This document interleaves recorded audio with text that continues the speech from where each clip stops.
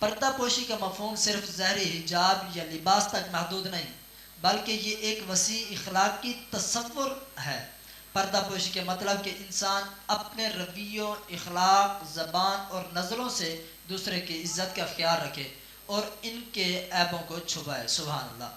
کیا پردہ پوشی صرف ظاہری حجاب اور لباس تک محدود ہے یا اس کا دائرہ کار اخلاقی گفتگو اور دیگر پہلوؤں تک بھی ہے؟ اس بارے میں آپ کیا ارشاد فرمائیے گا؟ اس بارے میں یہ ہے کہ اسلام نے ہمیں جو اس بنیادی اصول دیا ہے وہ صرف حجاب تک نہیں بلکہ ہمارے اخلاق میں، ہماری زبان میں، ہمارے کردار میں، ہمارے ہر چیز کے اندر ایک پردہ پوشی ہونی چاہیے، سبحان اللہ، تاکہ ہم اس کا جب اظہار کریں گے تو ایک مسلمان کا عملی نمونہ ہمارے سامنے جب پیش ہوگا تو جب غیر مسلم جب ہمیں دیکھے گا کہ مسلمان کا تصور کیا ہے، جب وہ ظاہری تصور ہی ہمیں دیکھ لے گا تو اس وقت جب اس کو دیکھنے میں ہی ہمارا اسلام چھلکے گا، اس کو ظاہر ہوگا تو وہ آٹومیٹکلی ہمیں اسلام لے کر آئے گا۔ تو حدیث مبارکہ آپ کو پیش کرتا ہوں، صحیح بخاری کی حدیث مبارکہ ہے کہ حضرت سیدنا ام عائشہ صدیقہ رضی اللہ تعالیٰ عنہ سے روایت ہے، حضور علیہ الصلوٰۃ والسلام نے ارشاد فرمایا کہ تم میں سے بہترین شخص وہ ہے۔ الفاظ غور کریں، حضور نے ارشاد فرمایا کہ تم میں سے بہترین شخص وہ ہے جو اپنی زبان اور ہاتھ سے دوسروں کو تکلیف نہ دے۔ حضور نے ہماری زبان کا بھی کہا اور ہاتھ سے بھی کہا، کیونکہ زیادہ تر جو نقصان ہوتا ہے ان دو چیزوں سے ہوتا ہے زیادہ، کیونکہ جب ہم بات کرتے ہیں تو الفاظ جو ہیں دوسرے پر زیادہ اثر کرتے ہیں، اور ہاتھ ایسے ہیں جو ہم ان پر چلاتے ہیں جو ان کو تکلیف زیادہ ہوتی ہے۔ ہاتھ اور زبان کو جب ہم ان کو اپنے کنٹرول میں رکھیں گے تو حضور نے ارشاد فرمایا کہ تم میں سے بہترین شخص وہ ہے جو اپنی زبان اور ہاتھ سے دوسروں کو تکلیف نہ دے۔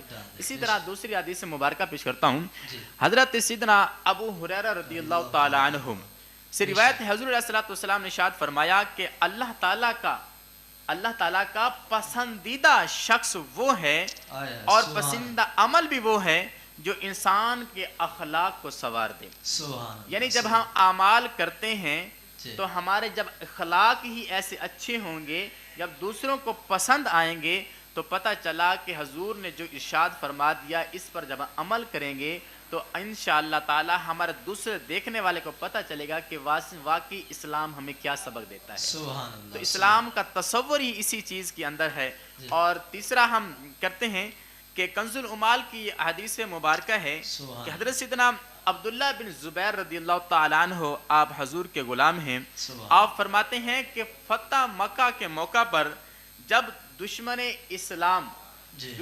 اسلام ابو جہل کے بیٹے جن کا نام اکرمہ تھا، ابھی تک وہ اسلام نہیں لائے تھے، ان کی زوجہ تھی جن کا نام ام حکیم بنت حارث تھا، تو جب وہ ام حکیم بنت حارث رضی اللہ تعالیٰ عنہ جب اسلام لیں فتح مکہ کے موقع پر تو انہوں نے حضور علیہ الصلوٰۃ والسلام کی بارگاہ میں آ کر عرض کی، یا رسول اللہ میں آپ سے کچھ التجا کرتی ہوں، کچھ میں پناہ چاہتی ہوں آپ سے۔ تو حضور علیہ الصلوٰۃ والسلام نے موسٹ ویلکم کہا، کیونکہ نئے آنے والے مسلمان تھے، انہوں نے نئے کلمہ پڑھا تھا، تو حضور علیہ الصلوٰۃ والسلام تو ویسے ہی آپ کا اخلاق اچھا ہے، تو حضور علیہ الصلوٰۃ والسلام نے ان کو اچھے اخلاق کے ساتھ سمجھایا اور انہوں نے کہا کہ میں آپ کو جو چاہیں گے میں آپ کو عطا کروں گا، آپ کو دوں گا، یعنی جو آپ کے اختیار میں تھا، حضور علیہ الصلوٰۃ والسلام کے اختیار میں جو تھا وہ حضور آپ عطا کریں گے۔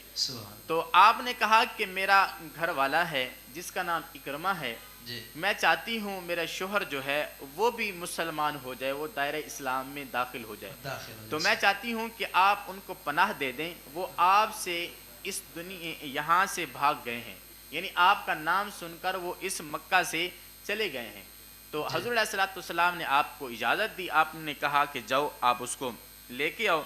تو حضرت ام حکیم رضی اللہ تعالیٰ عنہ بنت حارث رضی اللہ تعالیٰ عنہ آپ گئیں، آپ نے پورے مکہ میں ان کو ڈھونڈا لیکن وہ آپ کو نہ ملے، آپ وہ یمن کی طرف چلے گئے تھے، اکرمہ رضی اللہ تعالیٰ عنہ جو اس وقت ابھی ایمان نہیں لائے تھے، یمن کی طرف گئے اور तहामा के साहिल के तरफ जाकर पहुंच गए।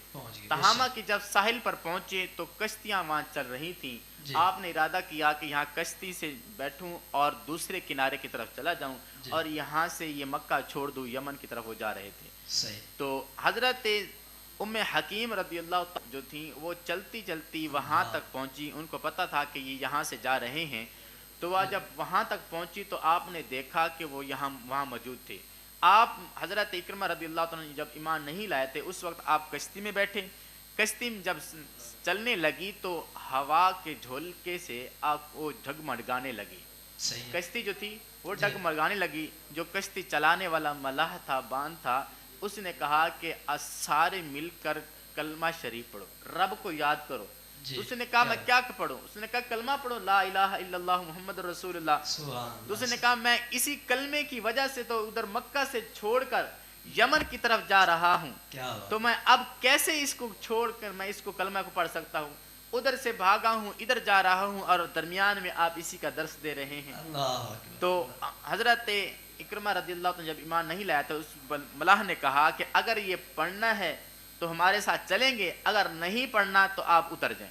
तो आप पहले ही उनसे कलमा नहीं पढ़ते थे, आप उतर गए। जैसे आप उतरे तो फौरन ही आपकी घरवाली हजरत सैयदना उम्मे हकीम बिनते हारिस रदियल्लाहु तआला तशरीफ लाई। तो आपने कहा कि मैं हजूर से वादा करके हूँ आपको अमान देंगे, आपको कुछ भी नहीं कहेंगे, लिहाजा आप आएँ और आकर हमारे कलमा पढ़ लें, मुसलमान हो जाएं। तो सुभान अल्लाह। जब उनको लेकर गई तो हजूर अलैहिस्सलाम की बारगाह में, और तो हजूर अलैहिस्सलाम ने आपको माफ़ कर दिया। आपने जितने भी गुनाह थे उनका जो मतलब जो आपने तौबा की उनसे और मुसलमान हो गए। तो इस वाक़ये से हमें ये मालूम होता है कि हजूर अलैहिस्सलाम किस तरह लोगों की ऐब पोशी करते थे, उनकी पर्दा पोशी करते थे, उनके ऐबों को छुपाते थे। तो हमें भी चाहिए कि हम दूसरे के ऐबों को छुपाएं। जब हम उनको छुपाएंगे तो अल्लाह ताला हमारे गुनाह, हमारे ऐबों को क़यामत के दिन छुपाएगा। सुभान अल्लाह, सुभान अल्लाह, माशाअल्लाह, क्या ही बात है। पर्दा पोशी सिर्फ जिस्मानी हिजाब तक महदूद नहीं, इस्लाम में ये इखलाक इक़्तिदार के तौर पर भी तमाम शोबों में अहमियत रखता है। कुरान पाक में अल्लाह तबारक व तआला फरमाता है, सूरत नूर आयत नंबर 31, मोमिन ख़वातीन से कहते हैं कि वो अपनी निगाहों को झुकाएं और अपने शर्मगाहों की हिफाजत करें और अपनी जीनत ज़ाहिर ना करें सिवाय इसके जो खुद ब खुद ज़ाहिर हो जाएं। जिस तरह पिछले सवाल में अल्लामा साहब ने फरमाया था, ये आयत हमें बताती है कि पर्दा पोशी का अमल जिस्मानी हिजाब के साथ निगाहों और ज़ुबानों के इस्तेमाल पर भी मुहित है। सुभान अल्लाह, माशाअल्लाह। बहुत ही यहाँ पर देखें वाज़ेह पैगाम और बहुत ही ज़्यादा वाज़ेह पैगाम। अब यहाँ पर कोई गुंजाइश बाकी नहीं रही, क्योंकि जब कुरान और हजूर का फरमान आ जाए तो फिर कोई और बात तीसरी निकलती ही नहीं है। अगले सवाल की तरफ चलते हैं। दूसरों की ऐब पोशी में, ऐब पोशी इस्लाम में बहुत बड़ी इखलाकी कदर है, क्योंकि इससे इंसान की दिली सुकून और माशरती अहम आगाही से में इजाफ़ा होता है। जब तक किसी के ऐब का इंकशाफ न हो, इसके बारे में बुरा ख्याल रखना या इसके फाश करना माशरती फसाद का बायस बन सकता है।